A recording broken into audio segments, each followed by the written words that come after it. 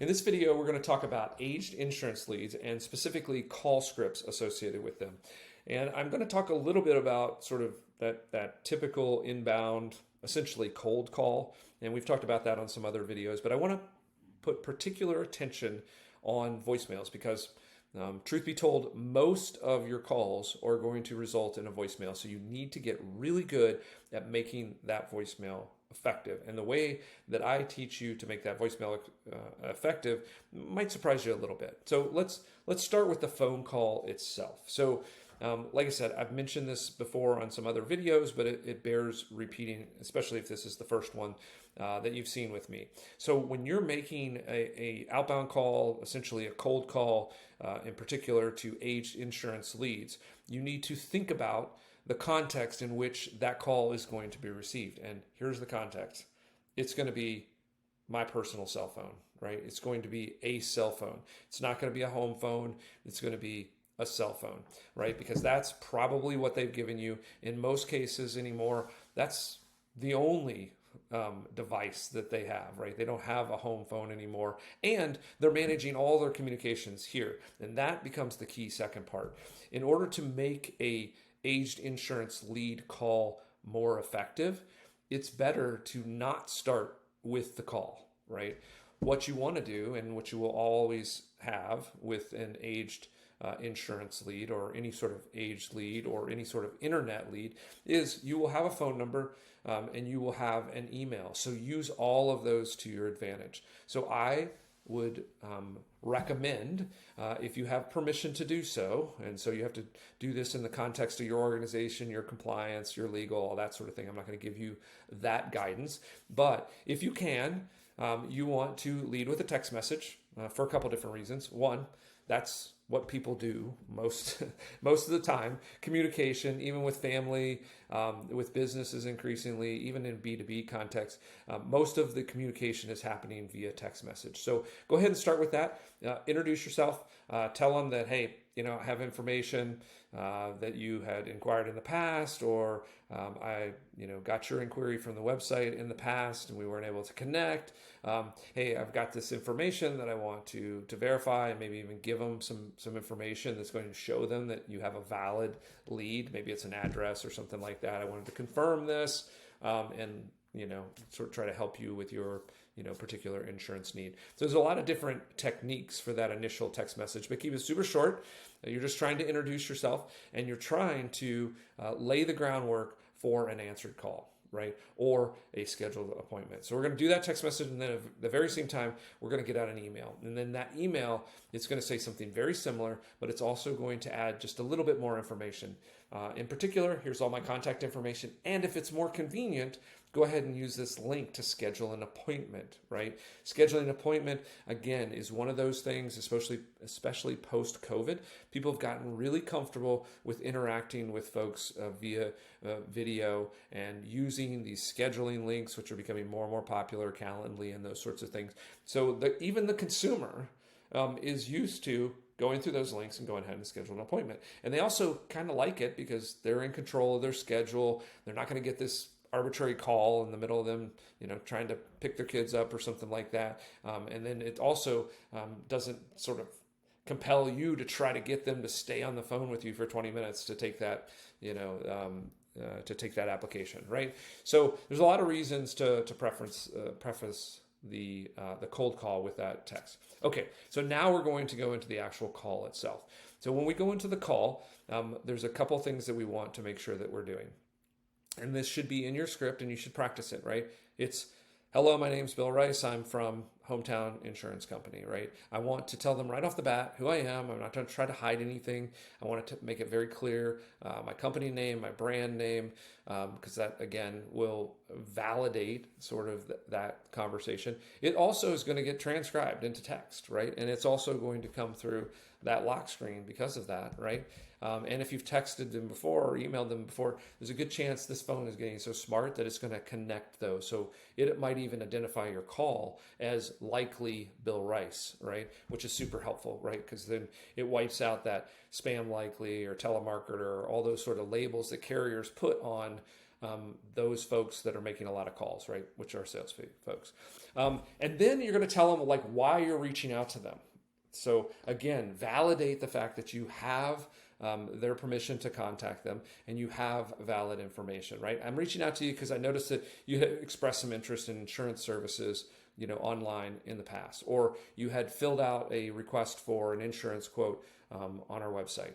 And so all of those things, again, give them context and give them confidence that you came about their information in a valid way, right? So we wanted to give them the context. It also starts to trigger their minds, like, yeah, I did ask for that, and interesting. I am curious, like what an updated quote would be, that sort of thing. Hey, and I just wanted to check in and see if you found a plan that works for you, right? So the other thing, particularly with age leads, is you like to also let them know that, hey, it's been a few months and you may have already been helped, right? So there's a couple of things that you can do with that. One, that's going to build up some trust because you're not trying to be sneaky. You're saying, hey, I know this was a few months ago, but did you get the plan that you were looking for? And a lot of times they haven't, right? So for whatever reason, maybe they inquired, maybe they got overwhelmed, maybe the priority changed. There's a lot, even in your own CRM, there are a lot of inquiries and leads that went unresponsive on you for some reason, right? Those are all opportunities. So I encourage you to do that too. This same strategy that you're using with age leads that you might be buying, look in your CRM. You've got a bunch of age leads. Run this same playbook against those age leads. So again, you're telling them that, hey, I acknowledge and understand that you may have already, been helped, satisfied your need, that sort of thing. Just checking in. And so a lot of times, they'll reply back to you, or you get a reply, yeah, I've been handled. And that sort of way, you can put them in sort of a different category, and you can start to, you don't want to just sort of trash them again. You want to put them in an extended remarketing program, right? Because in 6 months, things may change. Their situation may be changed. The priorities may be changed. Maybe they just want to check on an updated quote and see if they can get something better. So all we're doing is we're shifting that intent to a different sort of approach, right? The other thing that I like to do on that call or in that message initially is, hey, even if you were able to get, a plan, or you were able to be helped, it never hurts to get another rate quote. See if things have changed, coverage maybe needs to be updated, maybe you can get a better deal, right? So, and there's a couple of different ways. Play with and write out those scripts so that you can play with a couple of different approaches to that. But again, the components are the same. And depending, again, regionally, what in your community sort of makes sense, you may want to change some language, right? You might say good day or whatever. You might say hi. You may say hey. Again, all of those things. So, but you want to craft it in an actual script so that you can practice it. And again, considering that most of these are going to be voicemails, it also helps to have a script so that you don't, a lot of times when we make a phone call and we're sitting there, we're making lots of phone calls and we don't have a script that we're reading off. Again, remember, these people aren't going to know what you said to the last person, right? So it's okay for you to be literally verbatim working a script. It'll give you consistency. It'll take off all the sort of hesitation and filler words that a lot of times we use in our normal speech. And it'll be clear, concise. It'll be articulate so that you get a good text translation of that voice. And so all those things are important. So I encourage you to try it. And also if you write it down and you try, like, hey, try this one this day and this one this day, you can actually compare and see, hey, did one voicemail or one intro work better than the others? By writing this down and documenting it allows you to kind of do some testing. Okay, let's talk about voicemails in particular. So what I just said would be a fine voicemail, but there are some other strategies that can be super helpful, particularly with aged leads, right? So one thing that's going to happen with aged leads or any sort of internet lead or any sort of sales lead for that matter is there is a little bit of anxiety around answering the phone. The other thing that's important to know is that anxiety also is somewhat age or demo relative, right? So younger folks don't make a lot of phone calls. Like if you pay attention, you observe, in my case, my kids and that sort of thing, that they don't call up their friends and have like a chat on the phone, right? They're texting back and forth. That's their comfort. That's the way they're comfortable communicating, right? So we want to go ahead and play to that comfort level, right? So the fact of answering a phone call is probably creates some anxiety. So a lot of them won't answer the phone call, and certainly calling someone back that they don't even know is just a non-starter. So a lot of times the voicemail that I like to leave now is something that lets them off the hook, but also connects us, right? It gives them an alternative, maybe a more comfortable way for us to connect. So hello, my name's Bill from Hometown Insurance. I'm reaching out because I noticed that you had inquired about an insurance quote. I'd love to give you an updated or see if you were able to sort of get the plan that you were looking for. Don't bother calling me back, right? Don't bother calling me back. Instead, I just sent you an email and a text message. If you want to, there's a link in there. You can go ahead and schedule an appointment, and then we can kind of discuss through that. Or if you'd like to, you can just text me back at this number and tell me what you're looking for, right? So again, let them off the hook from the phone call and just say, hey, just give me a text message. Tell me what you're looking for, or if you're still interested in hearing about an updated rate quote or something like that. Or, hey, take a look at the email that I just sent you. There's a link in there.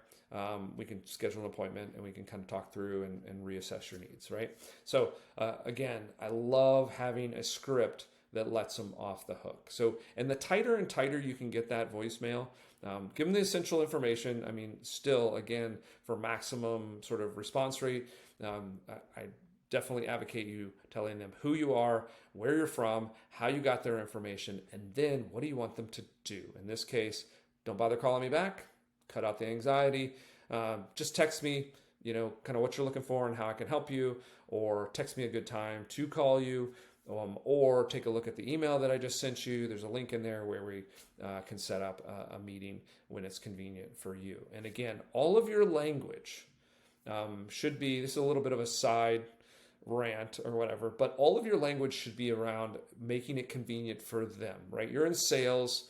And so although this isn't entirely possible or reasonable, they should always feel like you're always available to them, right? And so everything's about your convenience or when it's helpful for you.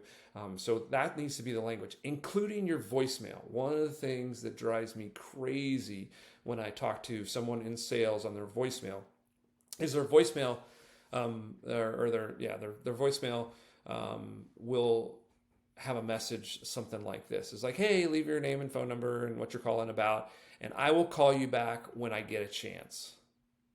Like never, never, never, never should you use that kind of language. It's never about you. It's like, hey, leave your name, your phone number, and I'm going to call you back as soon as possible. I'm going to call you back right away, right? And so when you're asking for an appointment, you're saying, hey, grab that link if it's more convenient to you to find a time that works for you. Don't use language like, hey, grab a time on my calendar or grab a time that I'm available, right? All of our language is about them and you making it convenient for them, and you're always available to them. That's the position you want to take as a salesperson. So hope this helps you get more of your age leads converted with some call language, some call scripts. Definitely advocate you writing things down and scripting them out and doing, running some tests, creating some consistency. And those voicemails are super, super critical. So try a bunch of different things. And if you have something that works, leave it in the comments and tell me all about it and teach me a thing or two.